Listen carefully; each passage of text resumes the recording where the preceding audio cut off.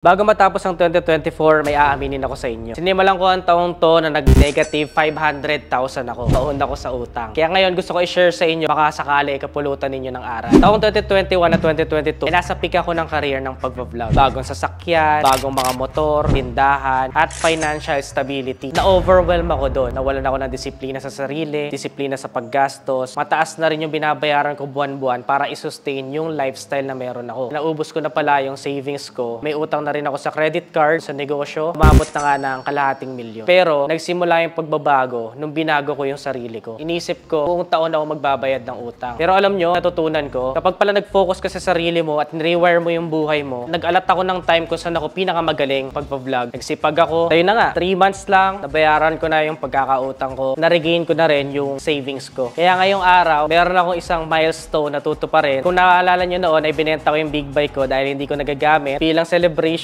magre-release tayo ng bagong motorsiklo. Budgeted to at hindi to makaka-apekto sa savings ko. Ang napili ko ang motorsiklo, Nedises, ay walang iba kundi ang Fortress 400. Kilala nyo ako na scooter guy ako. Kaya napili ko ay Maxi Scoot dahil ito siguradong magagamit ko na. A trophy for me na surpass ko in 2024. Maraming salamat sa inyo, Netizens, dahil sinamahan nyo ako at hindi nyo ko pinabayaan. Sinuportahan nyo pa rin ako sa 2024. Alay ko sa inyo lahat ng tagumpay na natatamasa ako.